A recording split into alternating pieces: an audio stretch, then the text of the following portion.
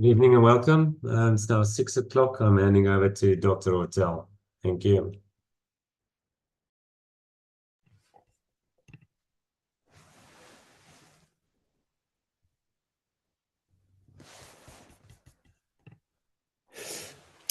Alrighty, colleagues, good evening and welcome. It's 6 o'clock, so we're ready to start.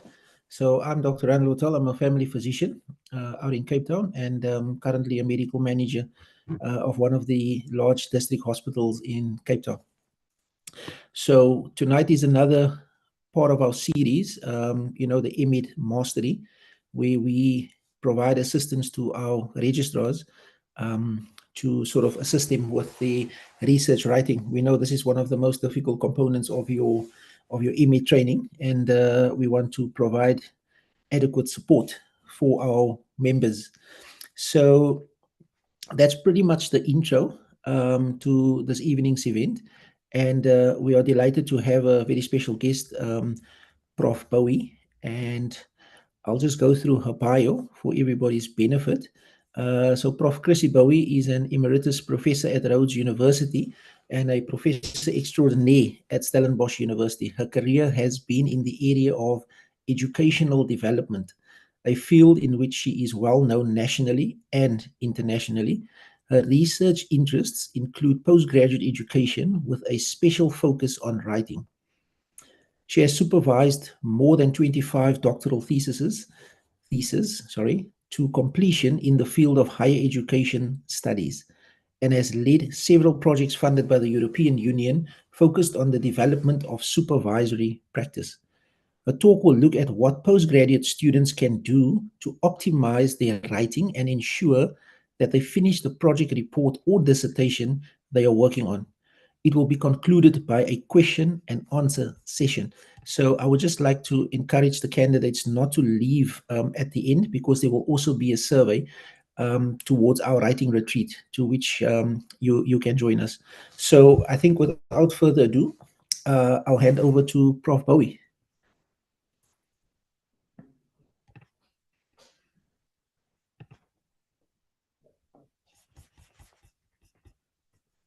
To present, and There we go.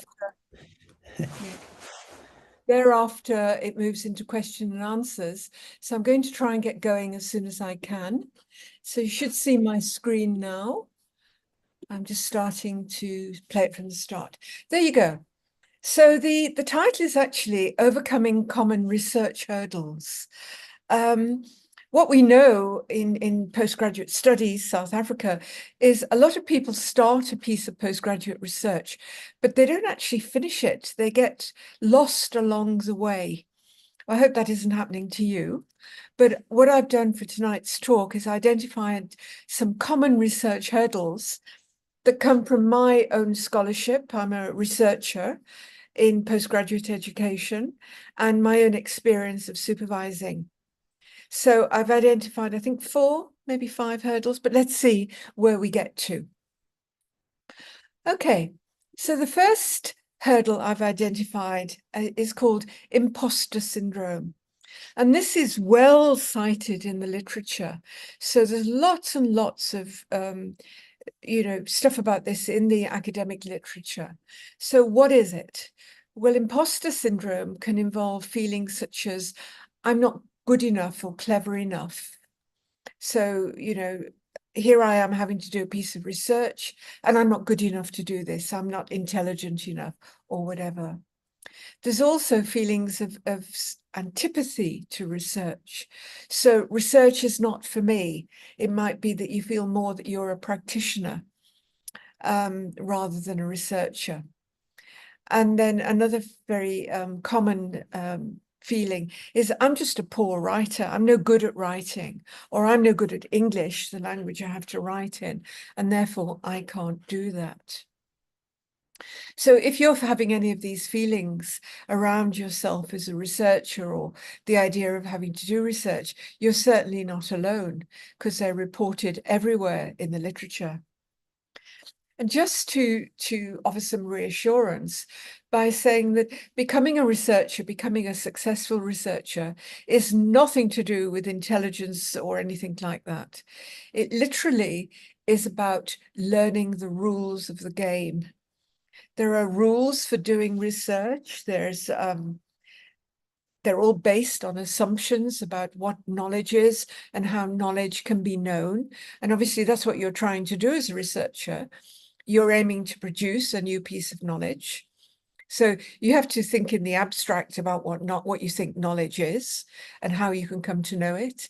And there, I would say that kind of thinking, they're the basis for what I would call the rules of the game. So if you learn the rules, you can become a researcher. And this is particularly the case for people in the sciences. Potentially the sciences, medical sciences, they're open to anyone to be a researcher. You don't have to have a particular disposition to do that. We know that from research. So it's about designing a study, following this design, and then writing up the study. And often the design is the hardest part, because it's at that point that you're really trying to get to grips with what I've called the rules of the game. So yeah, don't be disheartened. Anybody in the sciences could be a researcher. You can be a researcher. So don't let these negative thoughts put you off in any way. And one thing to remember is that research shows that your study only has to be good enough to pass.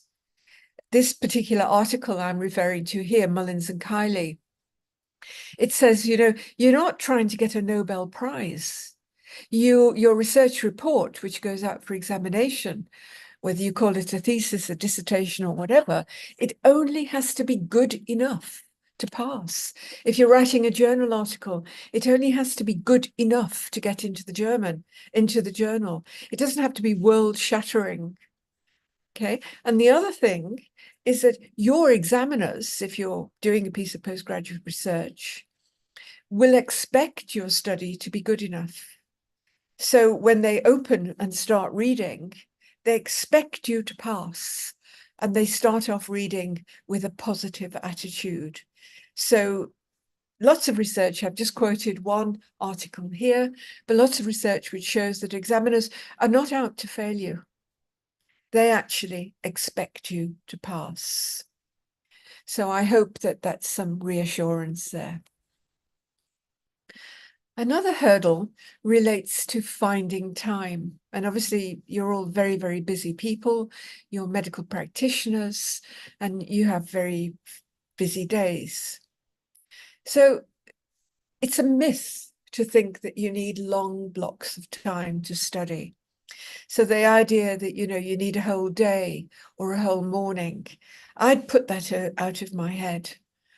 Because if you think of having a long block of time, suppose you set aside a Saturday or a Sunday to study, the amount of time you actually work productively in that day, it's actually very short.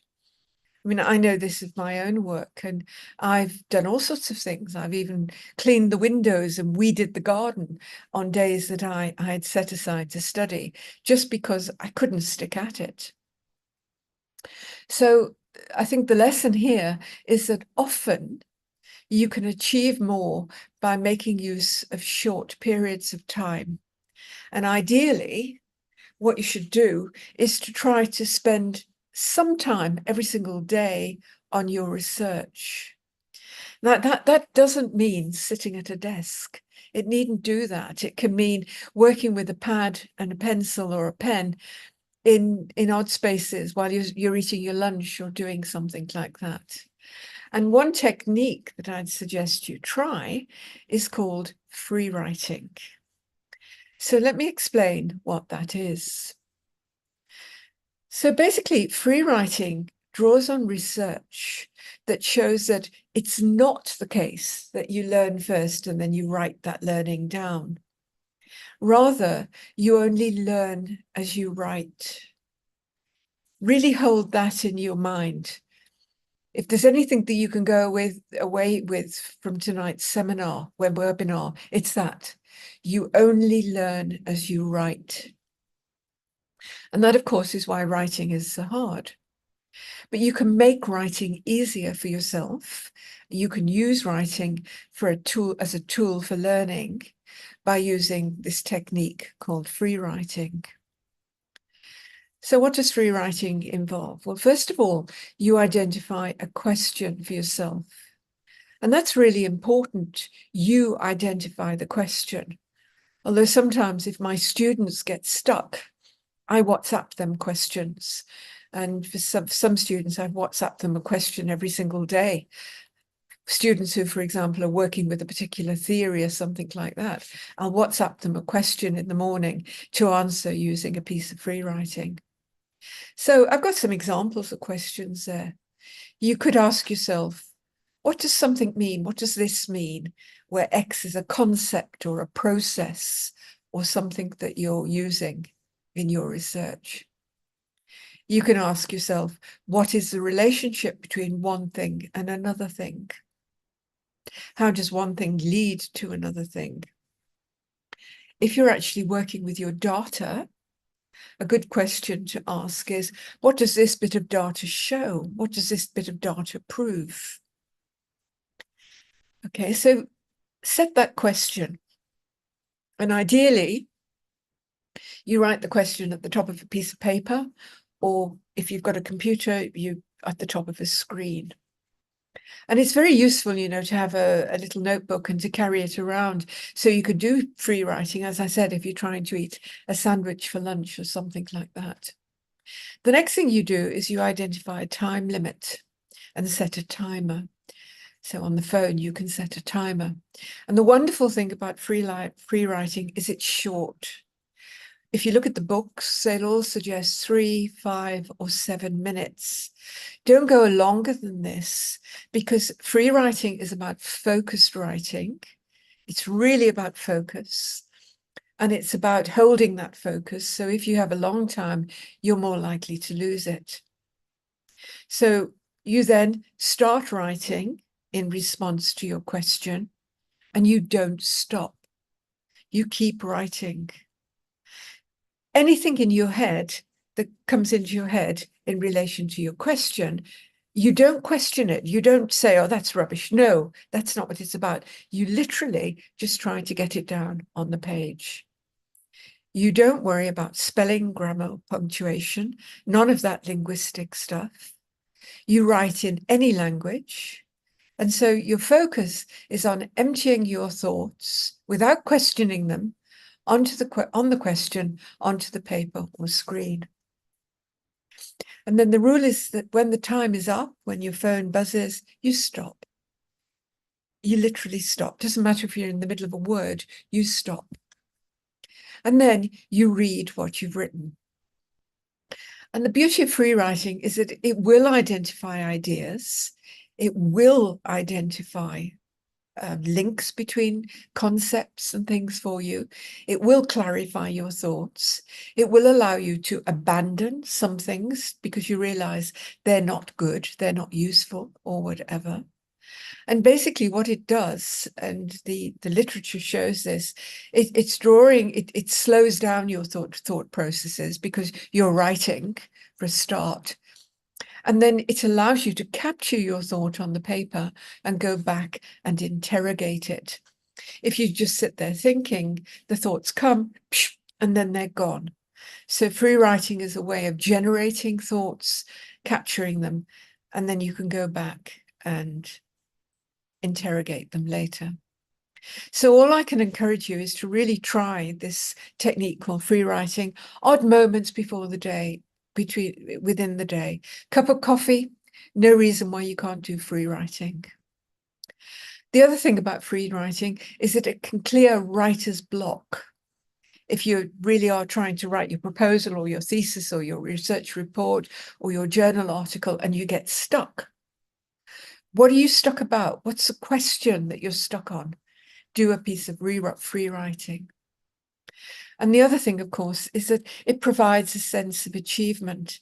I've done something. I did that writing. You'd be surprised at how much you can write in 3 minutes or 5 minutes. So I would really encourage you to try it. It can be very, very productive, not only in the sense of the sort of the psychological stuff, the motivational stuff, but also intellectually, cognitively, in keeping you moving in your thinking. Okay, another hurdle. Often people will say, I'm no good at writing. I'm useless at English. I was never any good at English at school. Well, the answer to that is that most people have received very poor instruction in writing. We're not taught to write in school, even though our teachers tell us how to write. But the research shows us that what our teachers tell us is often absolute nonsense. So writing, we know from research, is not about planning and then trying to write to the plan, write that plan up. That's not the way to go about writing. Rather, as I've already indicated, writing is a process of discovery, of finding out what you want to say. It's a learning process. Remember, you don't learn and then write that learning down. The learning only happens as you write. So researchers identify 3 stages in a writing process, and knowing about these stages can help you. And those stages are called generative writing, drafting, and editing. So let's have a look at them. So I put them in a table there. So generative writing is writing informally to identify ideas, and free writing is an example of generative writing. Sometimes people journal, they keep a research journal, informal kind of writing. All generative writing is informal. And it's characterized by a total lack of concern for the formal features. No one is going to read your generative writing but you. So as long as you can read it, it doesn't matter if your grammar is perfect or if you've used this word rather than that word. It doesn't matter as long as you can read it again. It's your writing. It's your finding of ideas, your linking of ideas. So the focus is very much on doing exactly that. So you find ideas, you find out what you want to try to say in generative writing. And then the next stage is you move into drafting. And drafting involves writing for another person. In generative writing, you're only writing for yourself. You're the audience of your own writing. When you begin to draft, you write for the audience. So in your case, it will be the supervisor, the examiner, or journal readers. And what the research tells us about the drafting process, and this research looks at lots of people writing, so it's a kind of observational research which looks at people doing something. And then when we had enough of this, we had research which looked at people doing all kinds of different sorts of writing in different languages. We were able to start comparing the good writers with the poor writers and then come up with what the good writers did. So basically, what the good writers did was that they anticipated the reader's objections as they were writing. So they knew they were writing for the supervisor or the examiner or the readers of a journal. And as they were writing, they imagined the objections those people might say. And so the research calls it an imaginary conversation. They had an imaginary conversation with their readers. And the conversation was something like, if I say this, she'll say that. So I can't say it, I'll change it. So what you notice in the drafting process is there's lots of deleting, there's lots of crossing out, writing and writing and rewriting in response to imagining all the objections that a reader can make to what you say. And then the final stage of the writing process is editing. And editing is about polishing the writing to make it technically acceptable. Then it's about grammar, spelling, and punctuation. The earlier stages are about finding ideas and then strengthening those ideas as you try to communicate them to your reader. And that's heavy intellectual work. If you allow yourself to edit as you're trying to do this heavy intellectual work by worrying about spelling, grammar, and punctuation, you're actually distracting yourself. So what the research showed was the good writers left the editing to the end. So when they think they had a strong argument, something that was going to convince their reader, then they would go back and they try to polish it. They try to make sure that they had the correct words, they check on the grammar. And of course, we have tools now like Grammarly and so on. And of course, as I've indicated, you can accept help at this stage. An editor can help you. But what an editor can't do is help you to find those ideas and to write them up as an argument, which convinces your readers and which literally silences your readers. I always say to my students that good writing is writing which has the reader in the corner of a room saying, I give up, I believe you, I believe you. And in order to do that, they have to silence any objections. So that's the writing process. And I wonder where you begin in the writing process. The majority of inexperienced writers begin at the drafting stage and edit as they go along. So they begin here in this middle stage. They begin by writing for the supervisor, writing for the examiner, writing for the reader. And as they're doing that, they edit. They're worried about the grammar, the spelling, the punctuation, this word, that word. Do I begin a new paragraph? And that is not a very successful, a very productive way to write. Rather, you need to utilize the generative writing stage. So research shows that very few writers, inexperienced writers, draw on generative writing as a tool for learning. So remember that free writing, and there are other techniques as well that you can pick up as journaling I've mentioned and so on. And the other thing that we know is that experienced writers don't allow themselves to get stuck as they draft. So if they're in this middle stage and it's like, oh, I don't know what to say now, they just feel stuck. They don't allow themselves to be stuck. They go back, find a question, do some generative writing, and then they can generally move forward with the drafting. So ask yourself where you are in the writing process. And are you missing out on what the good writers do? Are you missing out by not using generative writing or by trying to edit as you go along? Learn from the research. I mean, that's why we do research. But it's so strong, this research. It's been going on for more than 30 years, and it's there. If anybody's really interested, I could give you a whole slew of references. Okay, hurdle 4. This is when you just don't know what to say. Well, you can, of course, use generative writing to find out what you want to say, but I'm going to work from a slightly different perspective here. All academic text is organized around a series of what I would call knowledge claims. And a knowledge claim is a statement that you, the writer, believe to be true. That's really important, what you believe to be true. And all knowledge claims are supported by evidence. You can't have a claim without evidence. That's a kind of rule of academic meaning making. And in the early parts of a proposal or research report or article, the evidence comes from the literature in the form of references.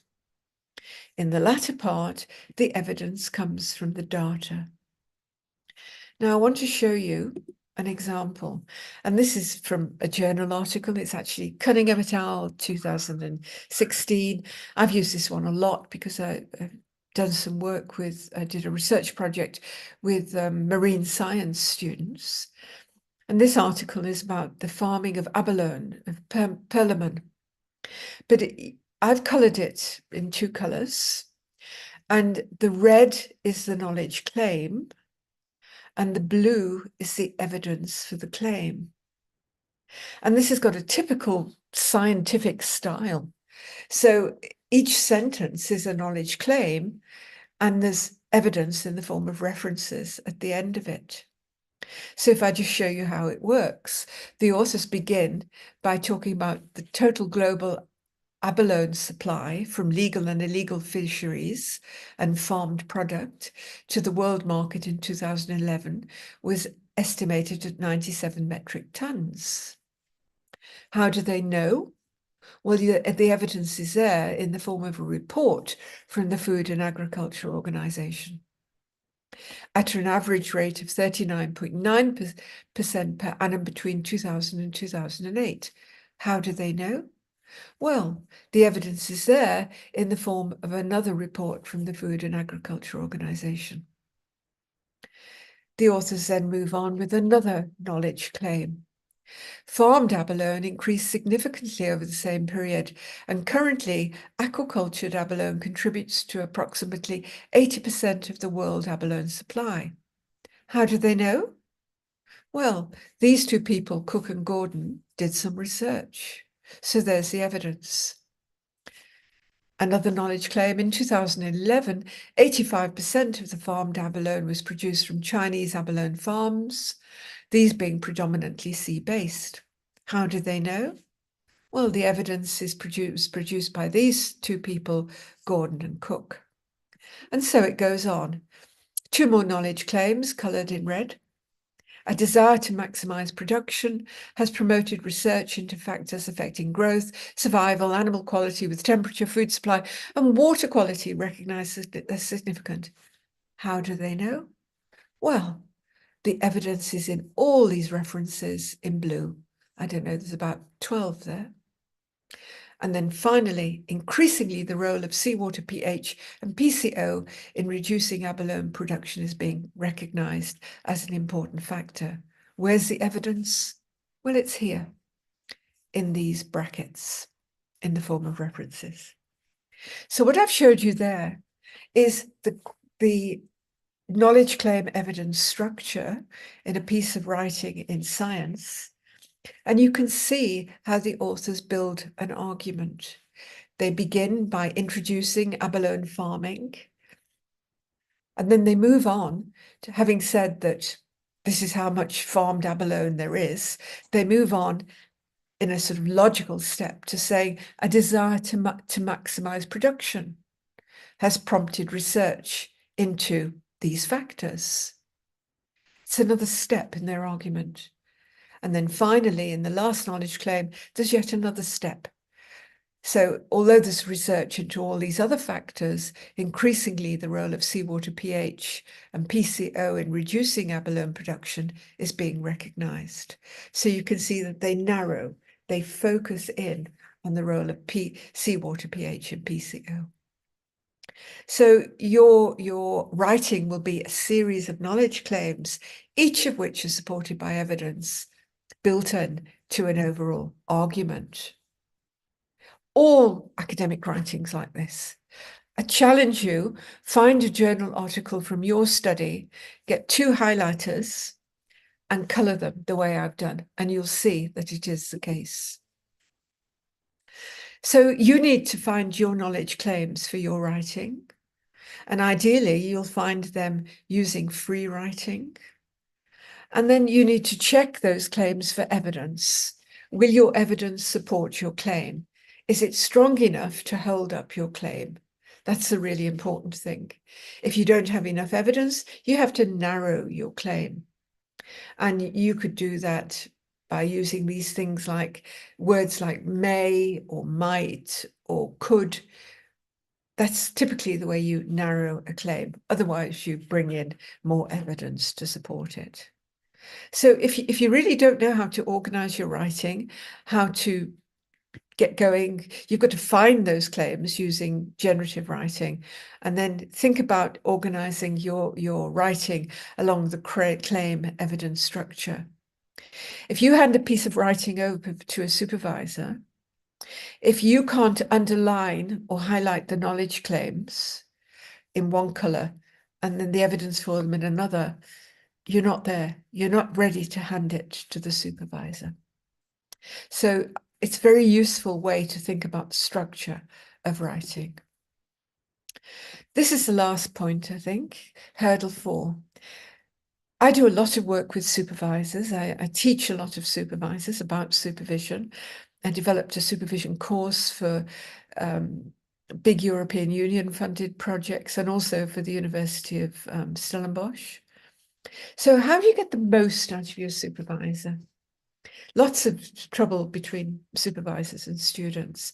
And all I can tell you from working with supervisors is that supervisors are all also often struggling to supervise. They often aren't terribly confident about what they need to do.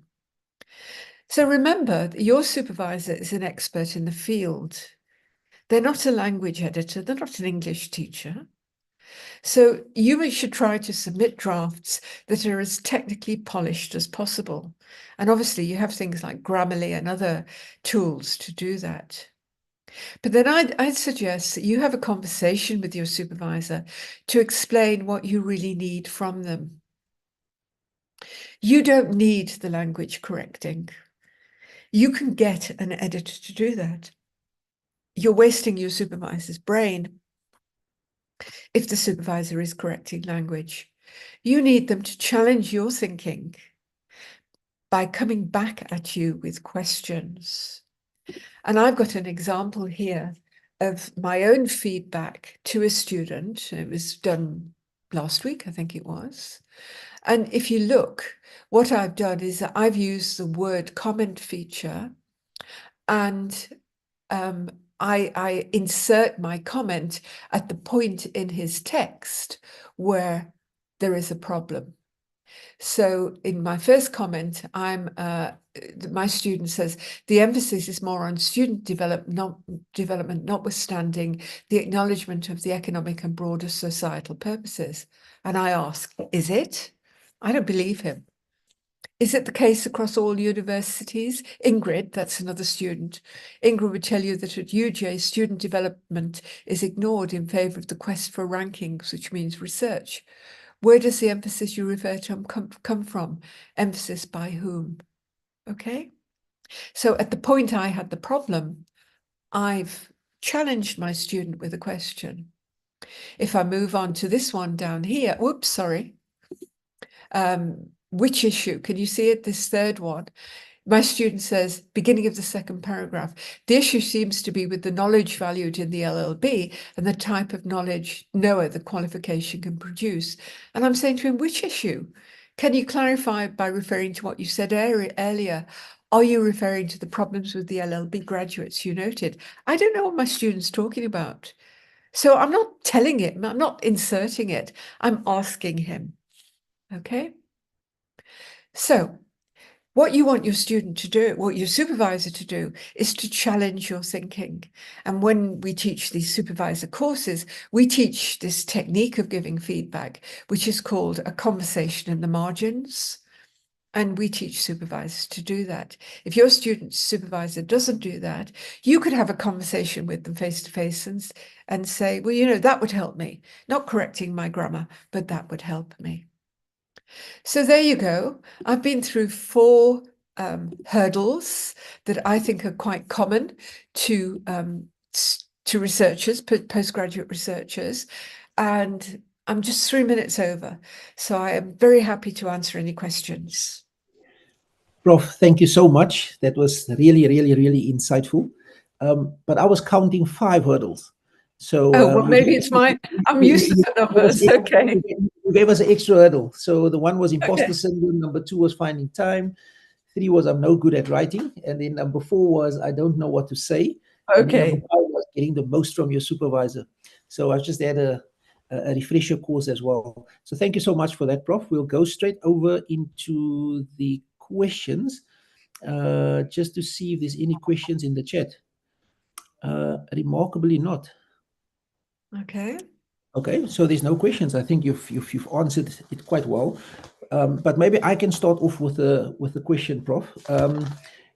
You know, I like this thing about free writing. And I always tend to ask the question, so what is the best way to back up your writing? So when I did my master's research, I was very OCD. I mean, I saved it on my computer, I saved it on cloud space. I would email myself to 3 or 4 different emails, you know, a Word document. And I would also back it up on an external hard drive. Because you don't want to lose anything that you've written. Would that be sort of an exhaustive list, or is there any newer tricks on the market as to where you can save your free writing? Not that I know of. I just save everything to the cloud. I use an Apple Mac, and it just saves to the cloud. But I think what's actually quite important, rather than simply just remembering to save, is that you organize the saving. So my personal preference is I do it by years and months. So my filing system will work for 2024, and then I'll have the months in it. But then that's an easy way, because I can generally remember when I was working on a particular aspect of whatever piece of research I'm doing. But you know, if you're writing, you also need to do a V1, a version 1, a V2, a V3, because you don't want to be searching through lots of randomly saved documents. So you need to find an effective system for saving your work so you can actually put it together again. Yeah. And I do think for free writing, a little notebook is really useful. You know, one of those with the elastic band around them that you can keep in your pocket. Yeah. Okay. Now I think that's very good advice there, Prof. Am I on the right chat? Maybe Renee and the colleagues can help me, but I don't see any questions. I mean, it seems as if you've... Yeah, Dr. Ortel, there's no questions at the bottom yet. Okay. People post questions if they want to, but currently there's none. Okay. So I think we've then covered. So while we're just waiting for some questions to come through, Prof, I also just wanted to remind the candidates that there'll be a survey at the end of this presentation in order for you to give us feedback. And then, you know, this all culminates into what we call a writing retreat, for which the date and venue will still be confirmed. But, you know, this if you follow the link, you will get some more information. And it's really for us to help our colleagues to get through the research component. And like you said, Prof, it's all just about starting to write, and all these things are just coming to mind as what was told to me by my supervisors as well when I was writing. And I think a very important point I think I want the candidates to take home with is, you know, for your supervisor is really to write thoughts there for your supervisor to challenge you. And that actually also adds to your writing, because then you have more things to answer. You have more directed sort of research or to go and look up the claims. And in that way, you also then, you know, get to add some more words, because that's what a lot of colleagues are worried about is, do I have enough words? And I think if you have the contents going when your supervisor questions you, you'll add some more. I'm not sure if you have some comments on that, Prof. Yeah, when I showed you that piece of feedback that I gave my student last week, I expect him to rewrite that section. I don't expect him to just fiddle with a few words. I expect him to substantially reconsider the section and rewrite it. And what I generally find is the words grow, the word count grows, because a lot of the time I'm challenging my student to elaborate. I'm challenging him to think about things that he hasn't thought about, to elaborate, and so the word count grows. But you know, the best writing is lean and mean. It's slim, it's not fat and flabby. So yeah, I would not worry too much about the word count. I think an examiner is often delighted to get a lean, mean piece of writing, which, you know, is hard hitting with the knowledge claims and evidence. And you built that argument rather than a piece which is just, you've made words. I always call it spinning words. Don't spin words for the sake of it. Yeah.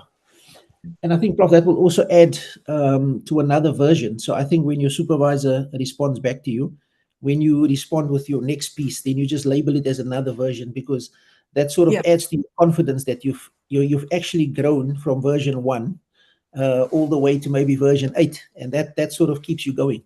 in terms of your confidence. I Absolutely. think, We've yeah, got Prof. we've got a question, I see.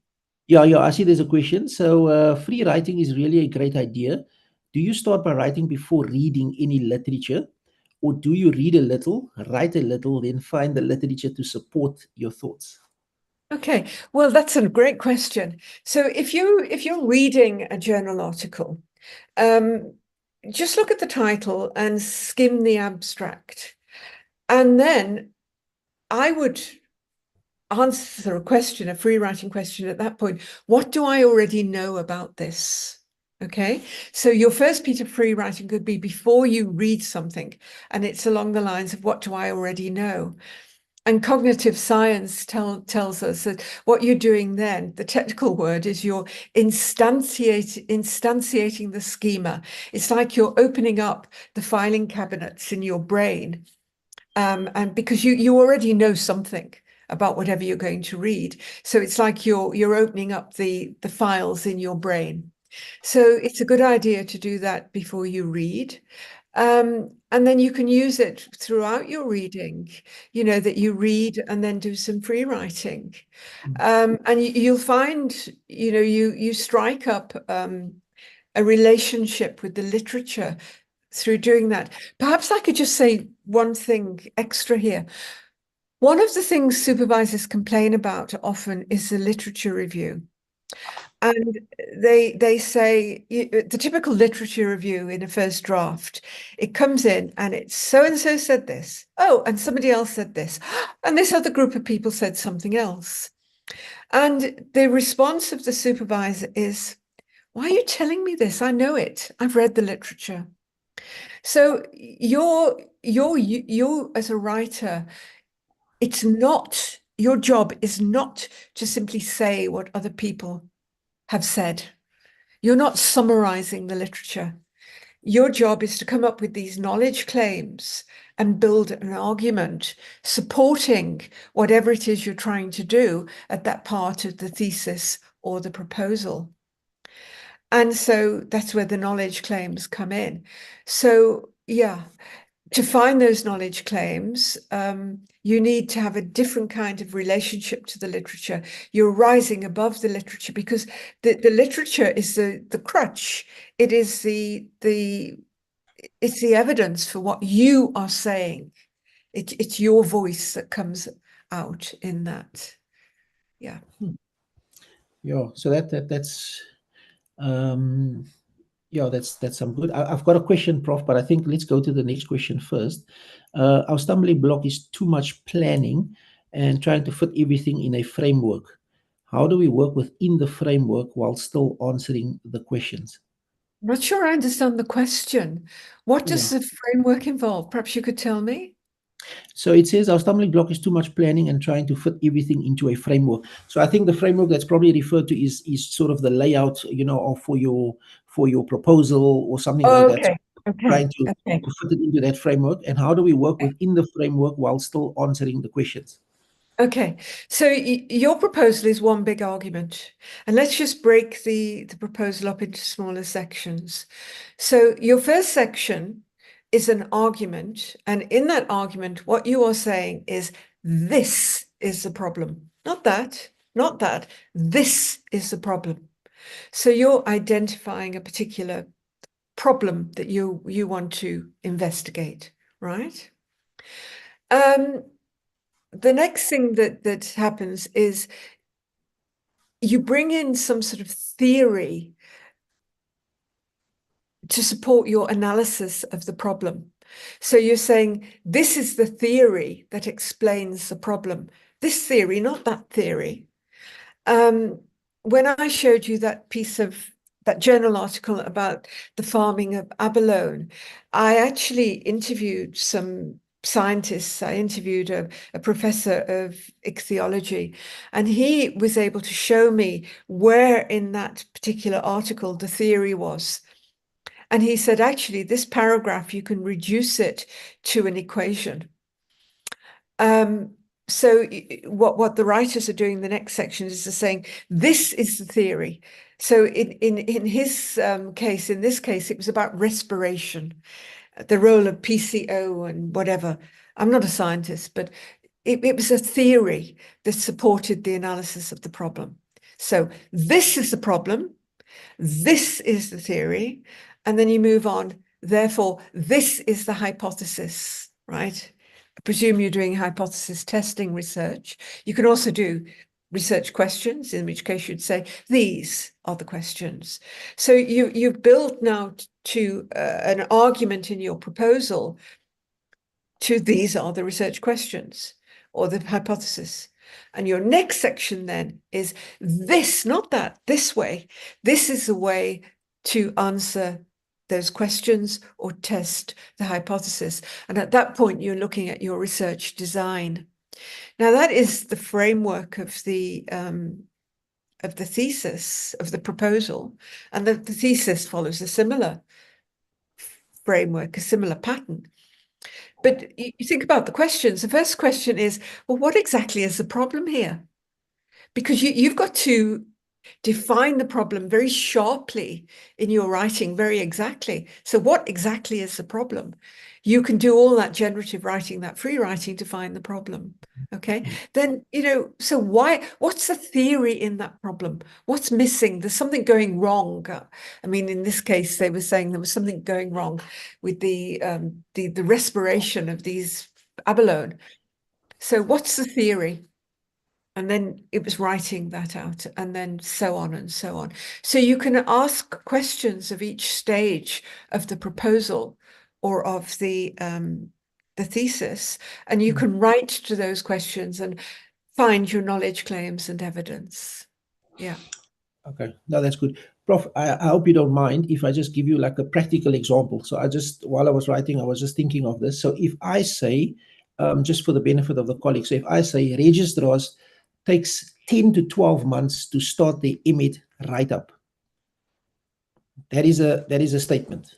Yeah, that's a knowledge claim. So that's a knowledge claim. So where do we go from there now? So I think that's a problem. So I'm making that knowledge claim. So do we go to literature to sort of punch in that and find? Well, yeah, because are you just saying that? Where's the evidence for that? Is that what it seems, or is it actual fact? You've got to have evidence for that. So you'd have to do some reading to support that, to bring in your evidence. Yeah. Yeah. So I was just trying to think of practical examples, to get our colleagues started, because most of us in the medical space. So I just thought that would be some sort of claim to start off with, because I think that is how we came, about this MMED session with Summer. We saw there was a problem, and we wanted to address it. Can I just add one thing there? You said something like registrars take an average of 12 months to start their write-up, okay? Yeah. I wouldn't allow my students to delay writing. So remember, if writing is a tool for learning, if you only learn as you write, typically what students do is when they write a proposal, they put a timeline, and they've got month by month, and then towards the end, they've got 1 month for the write-up, 2 months for the write-up if you're lucky. And they never manage to finish the write-up in that time. Well, that's because they've only started to learn right at the end of the process. Because remember, writing is learning. You don't learn and then record that learning in writing. The learning only happens as you write, which is why it's difficult. So as a supervisor, I insist, absolutely insist, my students keep writing right throughout the process. So as soon as their proposals accepted, I would get them to write their methods section, the methods chapter, right? Or I'd get them to write the theory chapter. They'd write a draft, and I'd be giving them feedback on the draft while they were collecting the data. And what I find then is that writing about the methods or writing about the theory, it actually strengthens the data collection and so on. So I keep my students writing right throughout the whole process, because we have this proof in the literature, and it's so strong. It's so strong. Nobody actually does the research anymore because you don't find any. It's saturated. That writing is learning. So if you're delaying your writing, you're not yet learning. That's the problem. Okay. No, good, Prof. Thanks so much. There's no questions for now. So I'm just asking some questions in order to trigger people's thought processing. So another question I have, Prof, is when you do your literature review, or you're going to see if you can back up your knowledge claims, does it still hold true that you don't want to use references that's older than 5 years? Because I mean, that's another aspect, because people don't know how far back to accept referencing. Yeah. Look, that's a very common question that's asked. Obviously, you want to use the most up-to-date research, and science, the knowledge production is fast moving. It's very, very quick. It's not so much the case in the social sciences, in the humanities. So yes, I don't know how far you need to go back. I mean, obviously it depends on the topic, on what it is, but you need to try and get the most up-to-date research. Because if not, then whatever you're saying based on your reading of the literature, it might have been challenged. Yeah. And could I just say one more thing about what science research is actually trying to do? In the sciences, researchers gather data, and what they're trying to do when they gather data is either produce a theory to explain the data, or they're trying to extend or challenge an existing theory. Okay. So hold that in your head. You're most likely trying to extend or possibly challenge an existing theory, or bring a theory to bear on a new area. That's what happens in science. And so research in the sciences, it's often depicted as a kind of pyramid, right? Where data comes in at the bottom, and you're trying to build a theory at the top of the pyramid, which will account for all your data.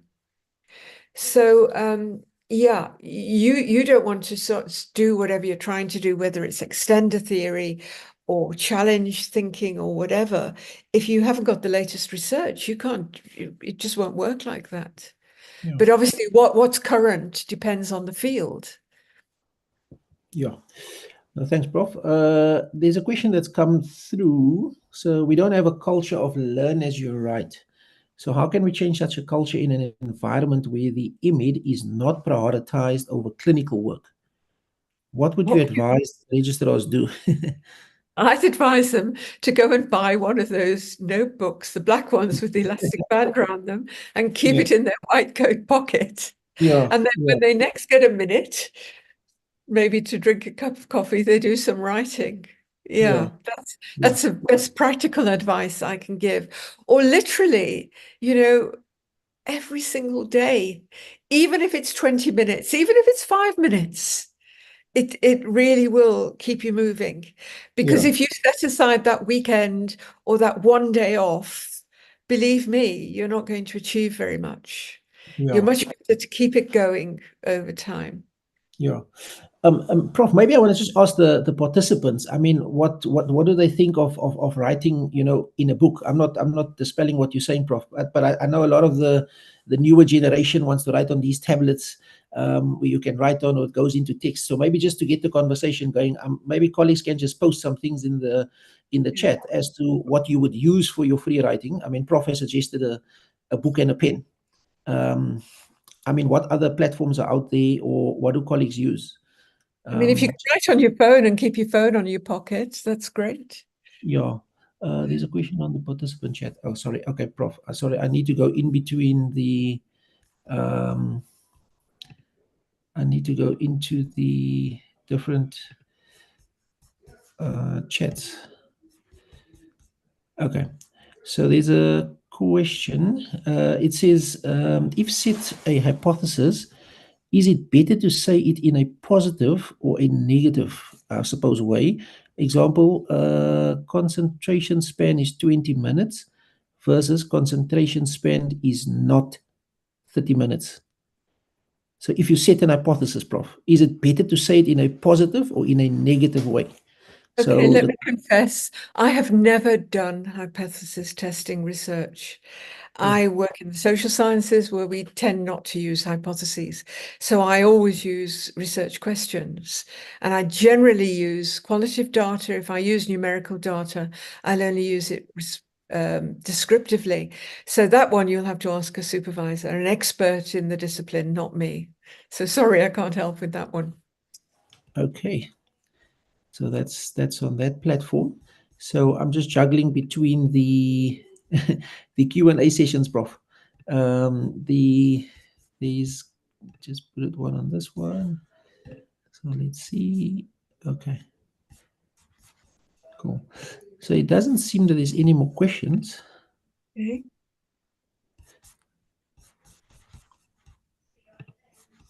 Okay. All right. So, Prof, it doesn't seem there's any more questions. So I think it's only appropriate to say thank you very much. And there's been some comments. There's been some comments to say it's been really motivating. Okay, let's see. Oh, okay. Somebody's just saying, he's just echoing my thanks. So, Prof, really, we just want to say thank you very much. I must admit, it sparked a new fire within me to start writing again. So following the webinar, we kindly request that you consider filling out the survey, okay, and appear directly after the webinar. So that's for the candidates that's attending. There will be a link towards our survey to please complete, where we are trying to collect data for our writing retreat. But Prof, thank you very, very much. I hope it was a fulfilling experience for you as well, as much as it's been for us. And we've really enjoyed it, even though the questions was minimal. But I know the candidates has taken away a lot, and I've tried to spark the conversation, and I think those tips are really useful. So I won't forget that 4 is the new 5. Okay. Okay. So It's the been 4, an absolute pleasure. All I Yeah. can say to everybody is keep going. You can do it. Research isn't a mystery. You can do it. Writing is for everybody. Everybody can be a writer. So Yeah. keep going and Yeah. good luck. Prof, thank you very much. Have a good evening further. Thanks for your time. Bye-bye. Bye-bye, Thank you. everyone. Thanks, Bye. everyone.